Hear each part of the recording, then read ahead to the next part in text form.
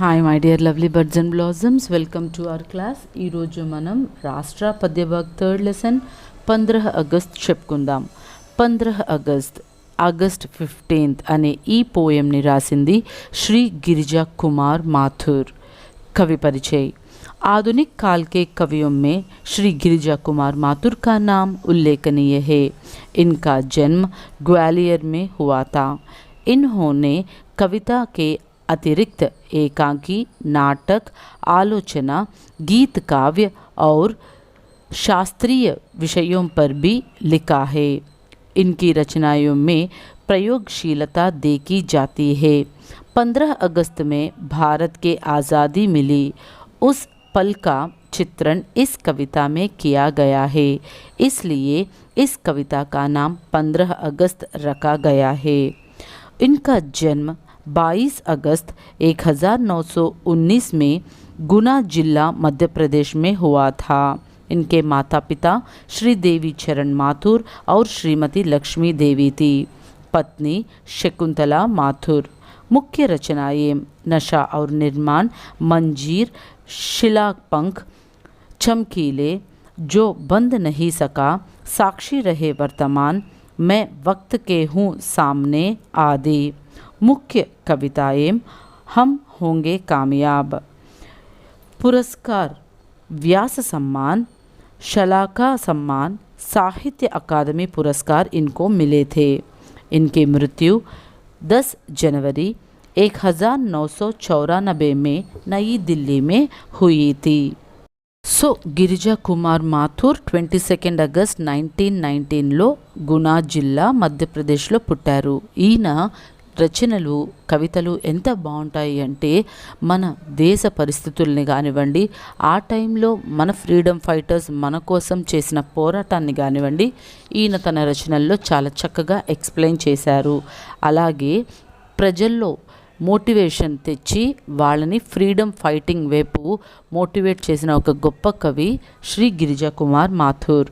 నషా ఔర్ నిర్మాణ్, మంజీర్, शिलापंख, चमकीले, जो बंद नहीं सका, సాక్షి రహే వర్తమాన్ మే, ఇవన్నీ కూడా ఈయన ఫేమస్ రైటింగ్స్.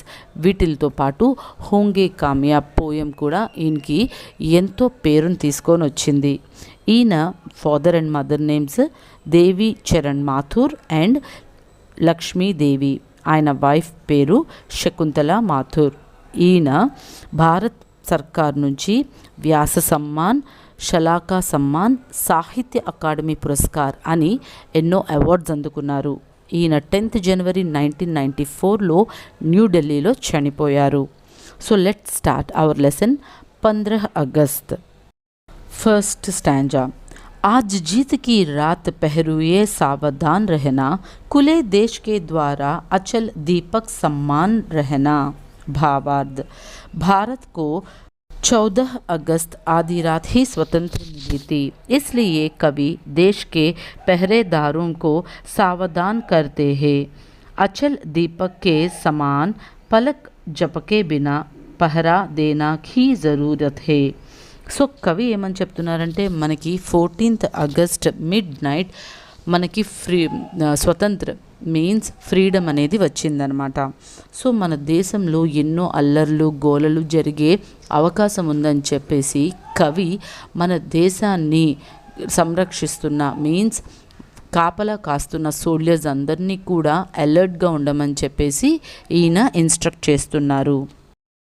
విషం శుక్లాయేం టూటీ హే, खुली समस्त दिशाएं, आज प्रभंजन बनकर चलती युग भमदीन हवाएं, प्रश्न चिन्ह बन खड़ी हो गई यह समटी सीमाएं. भावार्थ.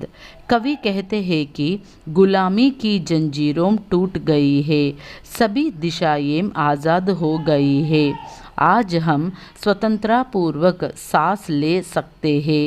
ये अब तक गुलाम है, युगों से बंधित हवा भी मुक्त होकर बहुत तेज चलने लगी है. सिकुड़ी हुई सीमाएं भी प्रश्न चिन्ह बनकर खड़ी हो गई है.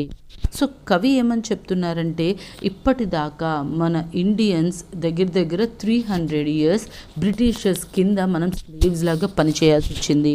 మన దేశంలోనే మనం బానిసలమైపోయామన్నమాట. ప్రశాంతంగా స్వతంత్రంగా we have no right to take any decisions. ప్రతిదీ కూడా వాళ్ళ కంట్రోల్లోకి వెళ్ళిపోయింది.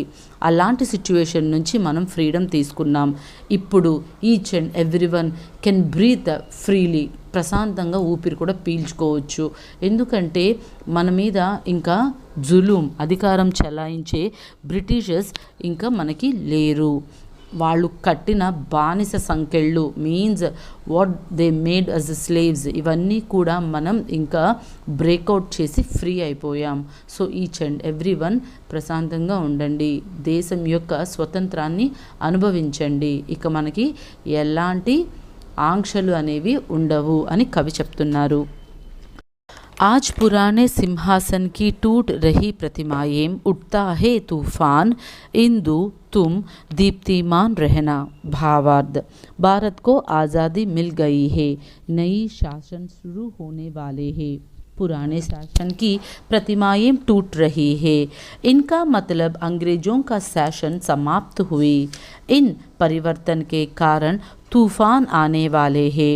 रात होने के कारण कवि चांद से प्रकाशमान रहने का इशारा करते हैं. So after so many years of slaves మనం తిరుగుబాటు చేసి వీ రీగెయిన్డ్ అవర్ ఫ్రీడమ్, మనం మన స్వతంత్రాన్ని అనేది తెచ్చుకున్నాం. ఇలాంటి టైంలో ఎప్పుడైతే బ్రిటిషర్స్ వాళ్ళ యొక్క అధికారాన్ని మన మీద తగ్గిపోయిందో అప్పుడు వాళ్ళకి కోపం, ఉక్రోషం, బాధ అనేవి పెరిగిపోతాయి అన్నమాట. మీన్స్ దే వాంట్ టు డిఫీటర్స్, మనల్ని ఎలాగైనా నాశనం చేయాలి, మనలో మనకి ఎలాగైనా గొడవలు పెట్టాలి అని చెప్పేసి వాళ్ళు ఏదో ఒక విధంగా ప్రయత్నిస్తూనే ఉంటారు. ఇలాంటి టైంలోనే మనం చాలా స్ట్రాంగ్గా ఉండాలి. ఈచ్ అండ్ ఎవ్రీ వన్ ఎంతో ధైర్యంగా ఉండాలి. కవి చంద్రుడిని కూడా ఎక్కువగా బ్రైట్నెస్ ఇవ్వమని అడుగుతున్నాడు. ఎందుకంటే మిడ్ నైట్ ఎవరు ఎటు నుంచి ఎలా అటాక్ చేస్తారో తెలీదు. అలాంటి టైంలో మన సోల్జర్స్కి, మన సిటిజన్స్కి సరిపడా లైట్ మూన్ అనేది ఇవ్వడం వల్ల ఏమవుతుంది అంటే మనల్ని డిఫీట్ చేయాలనుకున్న బ్రిటిషర్స్ మనకి క్లియర్గా కనిపిస్తారు. అలాగా వాళ్ళని మనం చూడగలిగేలాగా ఈ నేచర్ అనేది కూడా మనకి హెల్ప్ చేయాలి అని కవి కోరుకుంటున్నారు. ऊंची हुई मशाल हमारी आगे कठिन डगर है, शत्रु हट गए लेकिन उनकी छाया का डर है. शोषण से है मृत समाज, कमज़ोरों हमारे घर है, किंतु आ रहा नए ज़िंदगी. भावार्थ, भारत को आज़ादी मिल गई, रात का समय है, हमारे पास प्रकाशमान मशाल है, पर आगे का रास्ता कठिन है.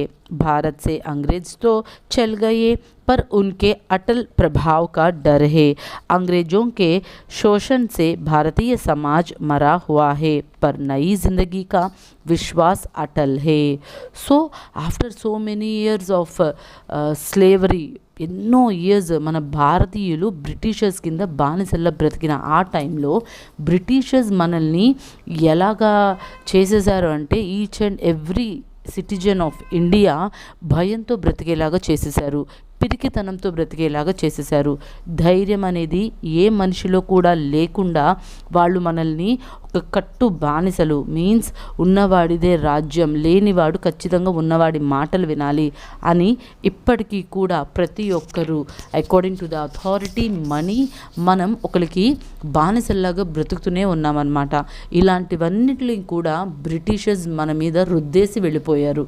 ఏంటంటే అధికారం, అథారిటీ, అమౌంట్, మనీ, పవర్, ఇవి ఉన్నవాడే కింగ్, మిగిలిన వాళ్ళందరూ కూడా వాడు చెప్పినట్టే వినాలి అనే ఒక ట్రాన్స్లోకి మన ఇండియన్స్ని తీసుకొచ్చేయడం జరిగింది. సో ఇలాంటి ట్రాన్స్ నుంచి మనం బయటికి రావాలి. ఎక్కడైతే ఒబీడియన్స్, ట్రూత్ఫుల్నెస్, సచ్చాయి, హానెస్టీ ఇవి ఉంటాయో వాళ్ళే కరెక్ట్గా ఈ సొసైటీకి కావాల్సిన వాళ్ళు. అంతేగాని తప్పులు చేస్తూ డబ్బు ఉన్నా, అధికారం ఉన్నా వాళ్ళు ఈ సొసైటీకి ఎందుకు పనికిరారు. మనం ఏదైనా అప్కమింగ్ జనరేషన్స్కి నేర్పించాలి అనుకుంటే కనుక ధైర్యంగా, హానెస్ట్గా ఎలా బ్రతకాలో ఈ సొసైటీలో నేర్పించాలి. సో భయం అనేది మన జీవితాల్లో నుంచి పోవాలి. यह विश्वास अमर है, जन गंगा में ज्वार लहर, तुम पहरमान रहना, पहरुए सावधान रहना. भावार्थ, कवि कहते हैं कि गंगा नदी में लहरें सदा उठती रहती है, उसी प्रकार लोगों में भी उत्साह की लहरें लगातार उड़ती रहे। देश की रक्षा करने वाले पहरेदार సావధాన్ रहना। సో కవి ఏమని చెప్తున్నారంటే, ఏ విధంగా అయితే నదిలో అలలు అనేవి పడుతూ లెగుస్తూ ఉంటాయో, సముద్రంలో కెరటాలు అనేవి పడుతూ లెగుస్తూ ఉంటాయో, అదేవిధంగా ప్రతి ఒక్కరిలో కూడా మనకి ఎంతో ఉత్సాహం ఉంటుంది. We can do anything, we can fight, మనం ఏదైనా సాధించగలం అనే ఒక కాన్ఫిడెన్స్ ఉంటుంది. అది సమ్టైమ్స్ డౌన్ అవుతూ ఉంటుంది. But each and every time అది డౌన్ అవుతున్న టైంలో మనల్ని మనం మోటివేట్ చేసుకోవాలి. We can do anything. ఎందుకంటే ఈ దేవుడు మనల్ని ఎందుకు సృష్టించాడు, అందరినీ సేమ్గా సృష్టించాడు, నన్ను నిన్ను ప్రతి ఒక్కరిని. So we can fight with anything. So ఆ కాన్ఫిడెన్స్ని మిస్ అవ్వకూడదు అని కవి చెప్తున్నారు.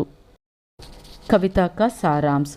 15 अगस्त कविता के कवि श्री गिरिजा कुमार माथुर है। 15 अगस्त 1947 को भारत देश आज़ाद हुआ। यह कविता उस समय के बारे में है। आधी रात को आज़ादी मिली।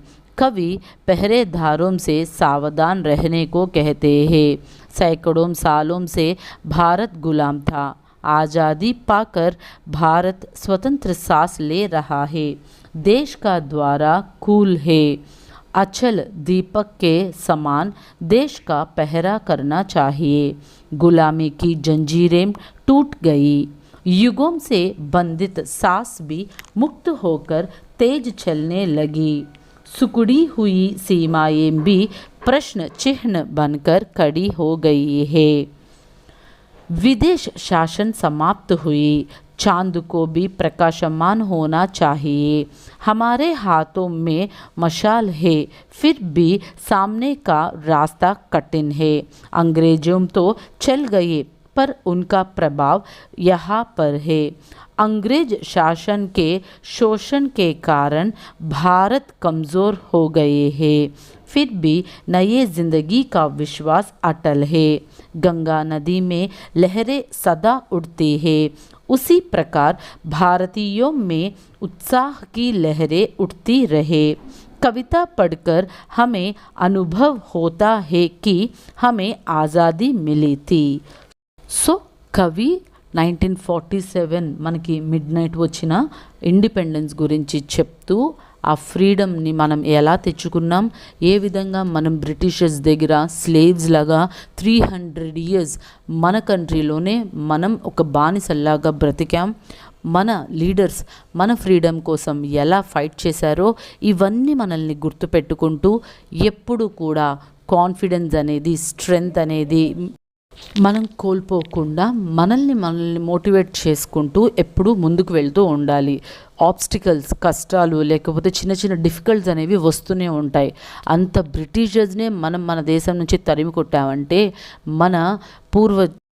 మన బ్లడ్లోనే ఆ ఫైటింగ్ నేచర్ అనేది ఉంది. సో దేనికి కూడా మనం కాంప్రమైజ్ అవ్వకుండా కెరియర్ మీద దృష్టి పెట్టి మనం ఏం సాధించాలనుకుంటున్నాం, ఈ సొసైటీలో ఒకవేళ చేంజ్ తీసుకురావడానికి మనం తీసుకోవాల్సిన స్టెప్స్ ఏంటి అనేవి ఫస్ట్ మనం డిసైడ్ అయ్యి చేంజ్ అనేది ఈ సొసైటీలో తీసుకొద్దాం. ఎలాగైతే సముద్రంలో అలలు పడి లెగుస్తూ ఉంటాయో మన లైఫ్లో కూడా ఆబ్స్టికల్స్ అనేవి వచ్చిపోతూ ఉంటాయి. So never lose your confidence.